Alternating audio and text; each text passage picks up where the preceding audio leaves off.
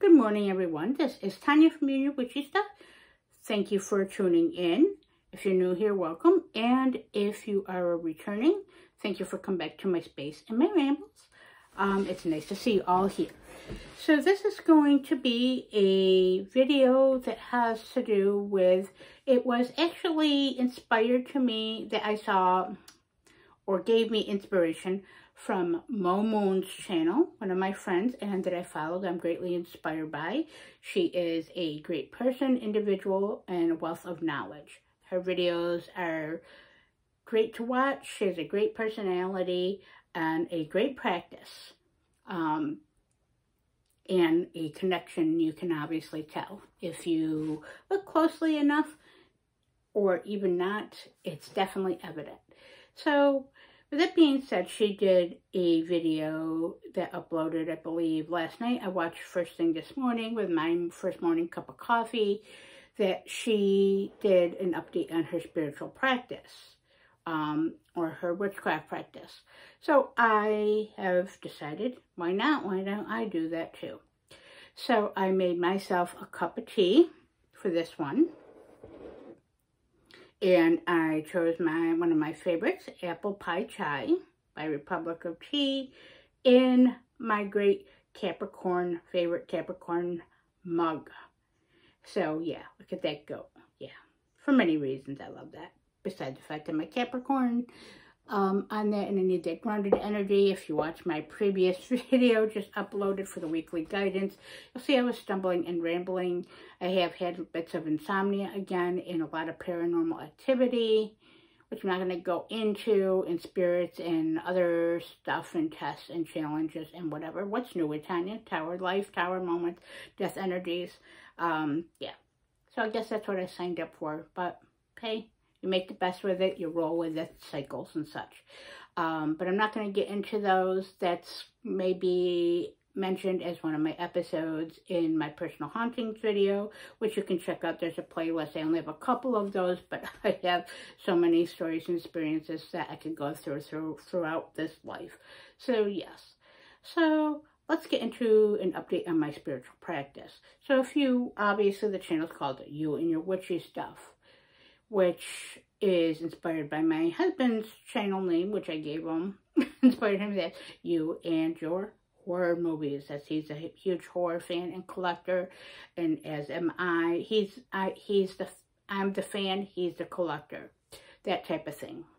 So yeah, so I decided after coming from the name Lady Strange, I went to You and Your Witchy Stuff.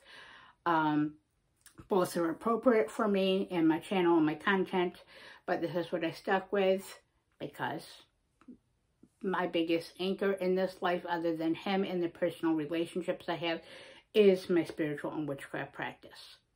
So if you haven't seen any of my previous videos, I'm going to try to not make this too long, too rambly or painful, but if you've seen any of my previous videos, I obviously am a witch.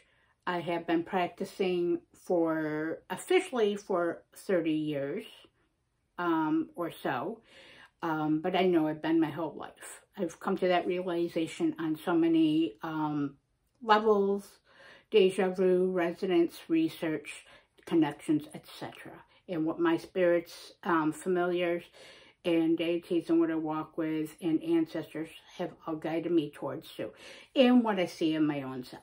So I know that with certainty. So I've been walking with this the majority of my life. I am 45, so yeah, 30 years is quite a while to officially be doing it. I found that means I found it like when I was 15, and I believe that was in 94. Give or take, 1994. So in the 90s, I was a 90s teen, born in 79, obviously. So I was a kid in the 80s, grew up in the 90s. I'm glad I did. 90s had great music, great movies, great experience, and a great reawakening of witchcraft and Wicca primarily. So I started off basically to make it maybe easier and palatable, and what I had resources, again, can't talk, but made it my, started off as a Wiccan because that's what my first books were, a Scott Cunningham book, and what I had access to For those of you that are familiar with Walden Books, that's where I found them. 2 books. Well, one was Wicca, his, and the other one was a witchcraft book on curses, etc. It's not in other things. A Crohn's Book Awards. That's what it's called. Look it up. It's a delight. A small book, an easy read, and fun. And the author, come to find out, is not, it was originally, I don't know if she's still alive, but is not far from me. So that's pretty cool, fun fact also. So those started influencing my practice at that point. Maybe I'll take a sip of tea. Okay, still hot, but it'll cool as I speak.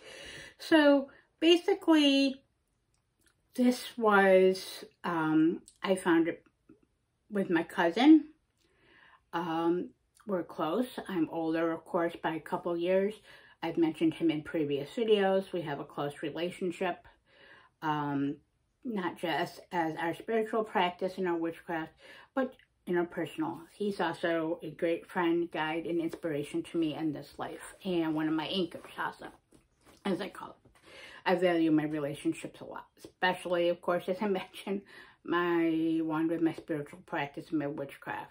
I was raised fairly, didn't go to church every week, but I went on a fairly consistent basis. I mentioned this previous videos and stuff recently in the past couple weeks.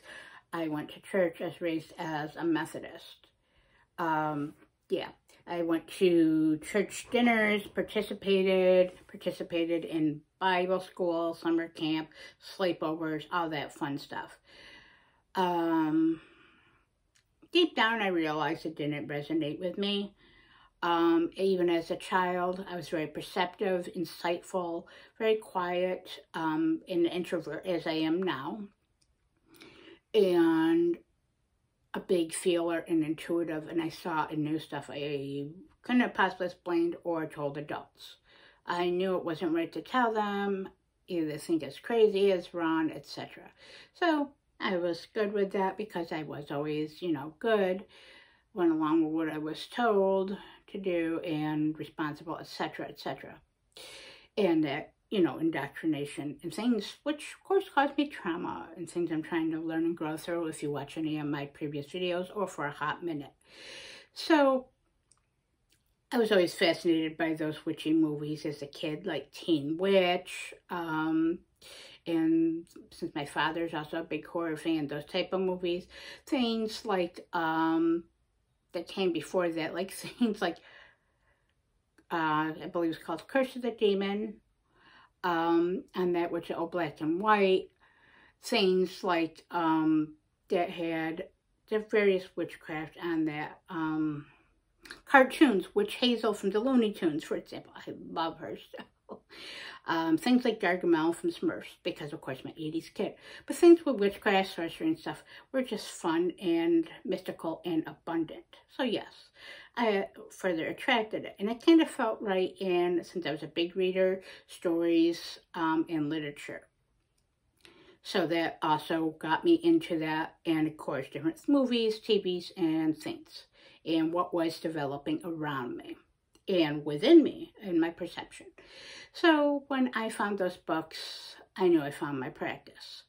It felt right. It felt at home, deja vu. It was full resonance. And from there, I took off running. I knew what I was and what I always was and what I was in previous lives.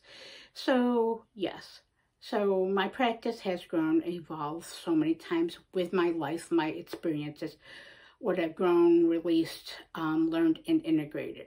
As I mentioned, I'm a big book nut, so I read lots of books on that. And for many, many ages and years throughout this journey of my spiritual path, I, as many, used the Gnosis of books and what I learned. Yes, I did have a lot of my own personal Gnosis and experience. As I learned and grew through the angst of the teen years and the experience of the 20 years of going out on my own, becoming my own person and independent. I'm still becoming my own person, as we all are, whether we're 10 or we're 90. You're still always constantly learning new things about yourself and others on that. So that's how I came into my practice and how I grew and evolved. It looks completely different now, being at 45, than it did at 15, 20, 25, and even 30, 35. Because again, a lot of different relationships, experiences, and the world, and my growth and learning, and what has come forth for me has affected me, shaped me, and helped me to discern and let go of limitations, especially in the past, I would say 5 years. A lot of my preconceived notions, slowly finding myself again, finding what is right for me and my voice and my truth and what resonates. I've been lucky to, I originally started off with Hecate stepped forth for me about, give or take, 12 years or so. I don't remember the exact date, but she slowly, signs, symbols started popping up and arising in synchronicities of her presence. And then I started, because of that, I slowly started integrating, reading, and being more receptive. Being receptive to her voice, her guidance, her energies. The cycles of birth, life, death, and rebirth. The queen of witches, I call her. Many do not, but that's what I resonate with in my own Gnosis, however you may say that. And she's my patroness. She's helped me through so much growth, so much shedding. I resonate a lot with serpent energy. So that's where I am. She's shown me so much. My practice, her working with me, walking with me as I work and walk with her, has changed, grown, and I learn more and more each day.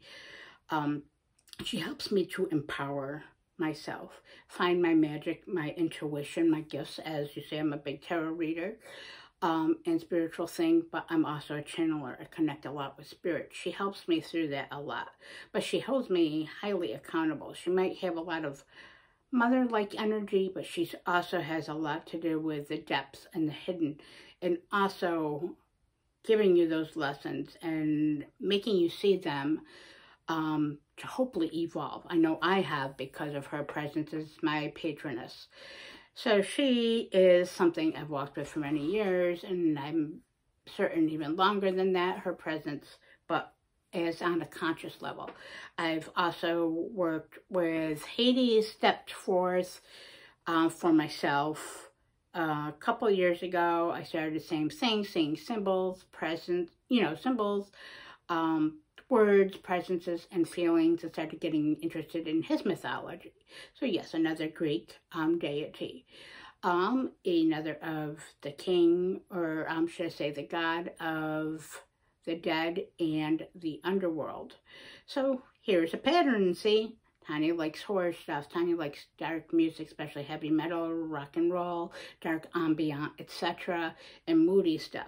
So here's probably a pattern. Originally, I thought working with Hecate that maybe in that basis, it felt kind of like she would be the only one. So he stepped forth.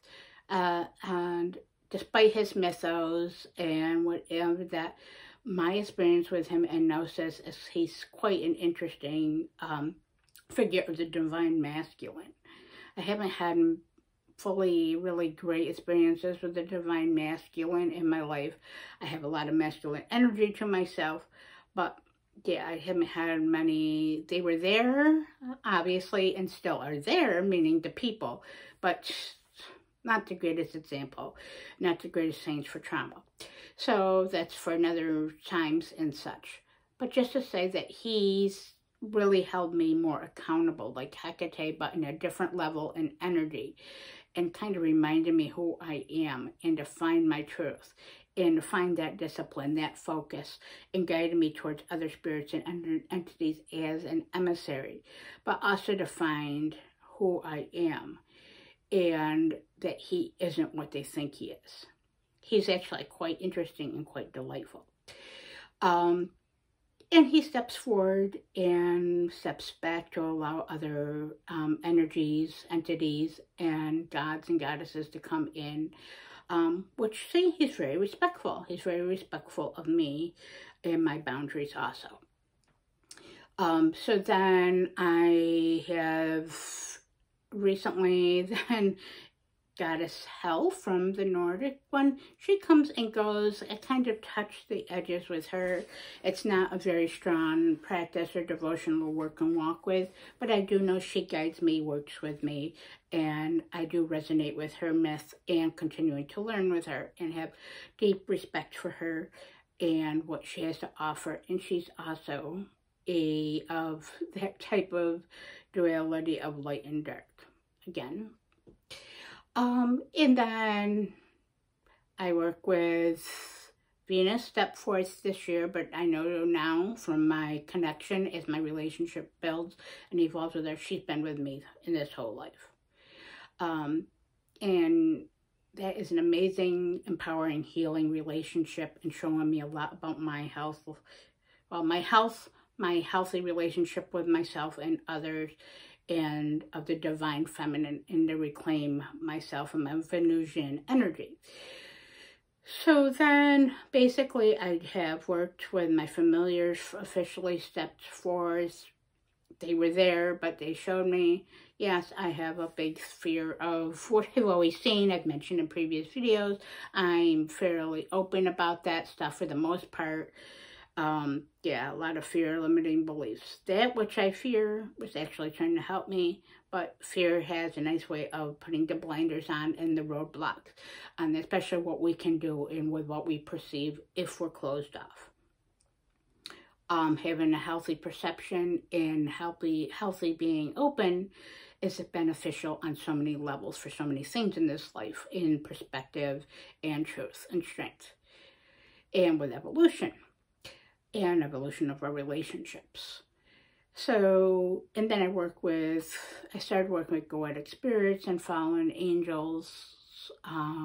Lucifer as of recently, even though I know he's been there my whole life.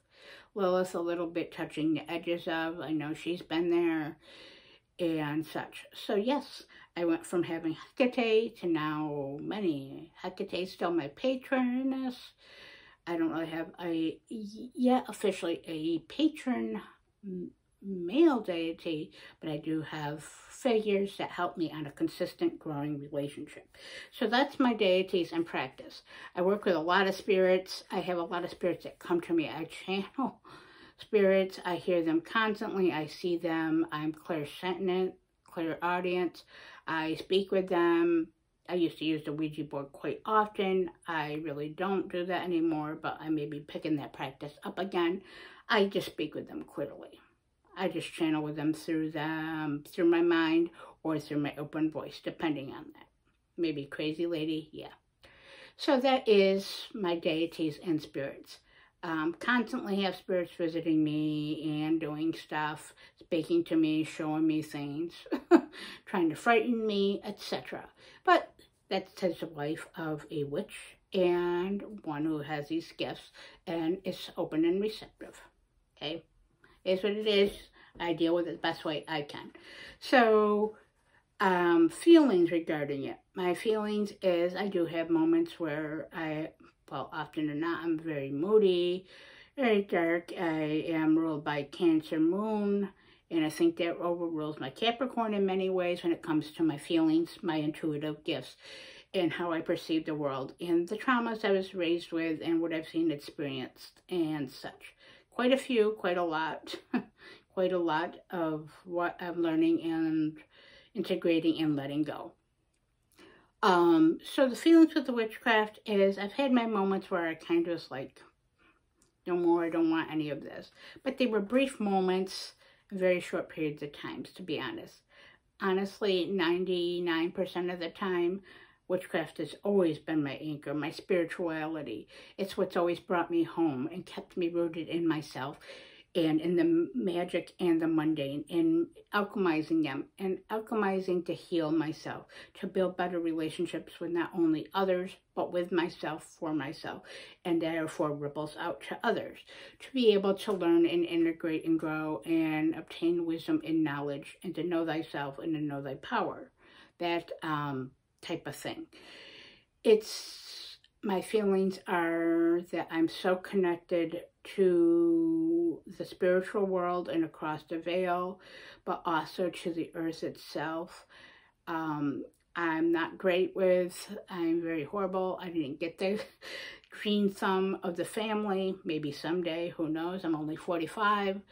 But that doesn't mean I don't work with their energy, that I know them intuitively, that I connect with plants or appreciate their beauty in their sustenance, or the ocean, the tides, the sky, and the earth below me, and what it nurtures, heals, grows, and what that which births but also destructs and dies, the cycles.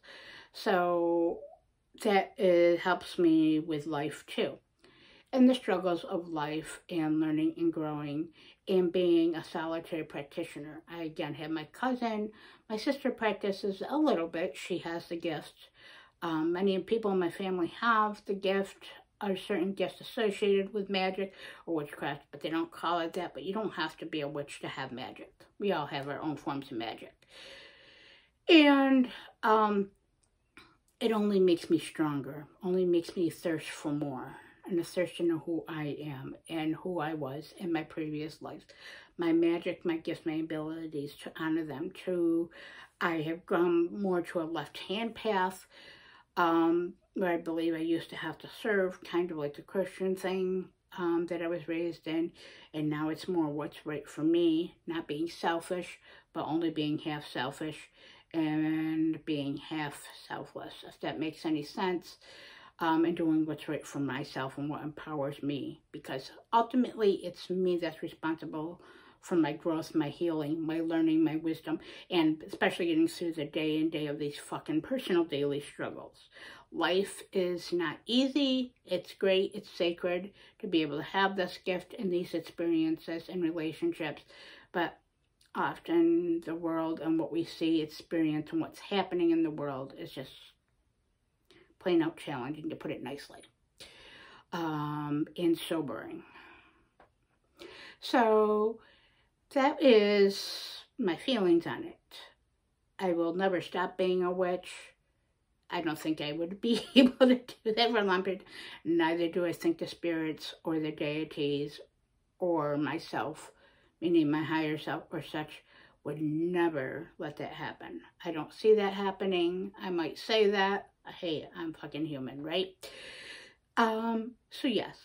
So let's see. So that's my practice, some of my history, my deities. I have a underworld altar that needs to be cleaned. A huge altar here in this room is my spiritual space, my working space, my main one, and what I'll be working from home again soon. And so that's going to be kind of an reintegrating that once again.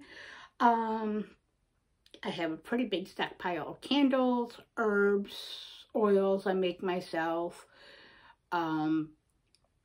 I don't work with my altar as much as I should. I do have an altar for altars for my familiars and other spirits I work with, big and small. It doesn't matter how elaborate or unelaborate they are. It's what works for one in their practices and who and what they walk with and work with, what feels right. It can be small box, it can be a huge altar like mine, or many altars all around the home and house. That's all up to you and your practices. Again, nothing's needed expensive or big or small. It's what works for me. My husband is fine with it. I am respectful of him and his beliefs, and that not many people come to my house anyways, and those that do, I'm open about what I am and what I practice. Well, what I practice, but not in detail with other stuff. A lot of stuff should be kept silent, unless felt to be shared, or that is right. So, and for self-protection and preservation in many ways. So that's that. I work big with crystals. I have a huge crystal connection and collection. I, of course, as I said, channel spirits. I have mediumship abilities that are continuing to grow. I've had the whole seeing spirits and entities, deities and such my whole life. In these whole 45 years, even before I really knew or understood. It's a constant path of understanding and truth. I've always felt connected to the crystals, the beauty, heard and see stuff. I work closely with music and magic.